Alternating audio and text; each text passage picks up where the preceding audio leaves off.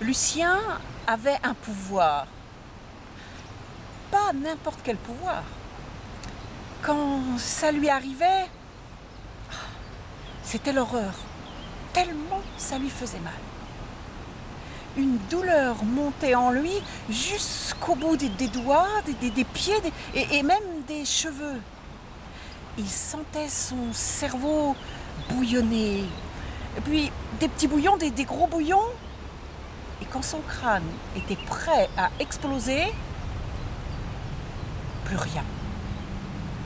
Pourtant, depuis qu'il pratiquait la sorcellerie, il était habitué. Mais ça, il s'y faisait jamais. Plus rien. Il avait fini par s'y faire. C'était tellement bon.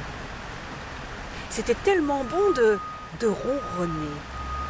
Ronronner de plaisir. Passer de l'homme au chat. C'est que c'était bien, c'était surtout pratique. Il pouvait aller promener dans les maisons, par-ci par-là, entendre tout ce qui se disait. Les secrets les plus intimes surtout.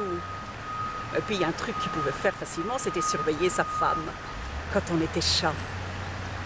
Ouais, surveiller sa femme. Pourtant au village, ça faisait un bout de temps que les gens parlaient. Ils parlaient qu'un chat qu'ils ne connaissaient pas, qui rôdait, qui n'appartenait à personne, se promenait dans le village, entrait dans les maisons. On le trouvait dans le moindre recoin, ce chat noir. Même sa femme en parlait. Dis, Lucien, tu l'as vu, ce chat qui rôde?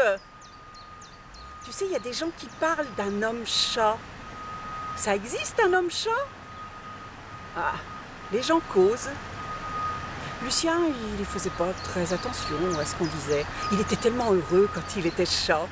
Se promener, se sentir felin. Ouais. Mais un jour, alors qu'il rentrait plus tôt du travail, qu'il venait juste de se transformer en chat, au loin, il voit le voisin rejoindre sa femme à la maison. Au moment où sa femme ouvre la porte, Lucien, chat, file dans les jambes de sa femme et va se mettre près de la cheminée. Surtout, ne pas rater une miette de ce qu'il va voir. Le voisin prend la femme de Lucien par la taille, puis se ravise en voyant le chat près de la cheminée.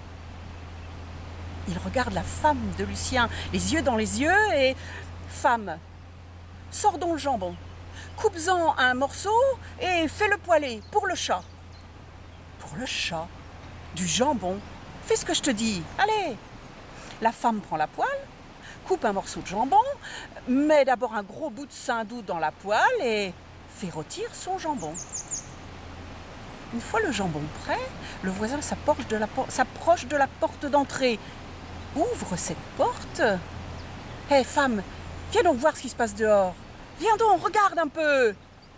La femme curieuse s'approche, le chat fait de même et le voisin attrape la poêle et fait couler la graisse brûlante sur la tête du chat, qui hurle et prend la poudre d'escampette. Le soir, quand Lucien est rentré, sur sa tête, il y avait un énorme bandeau. Oh, il a prétexté une brûlure à la forge. Sa femme n'a rien dit. Mais le lendemain, le voisin, quand il a vu Lucien, « Hé, dis donc, le verra de chat que j'ai échaudé hier, c'était toi? Et le jambon, il était bon ?» Lucien n'a pas répondu. Mais à partir de ce jour-là, il s'est juré de ne plus jamais se transformer en chat. Il faut croire qu'il a tenu sa promesse, parce qu'au village, on n'a plus jamais revu ce fameux chat noir qui fouinait partout.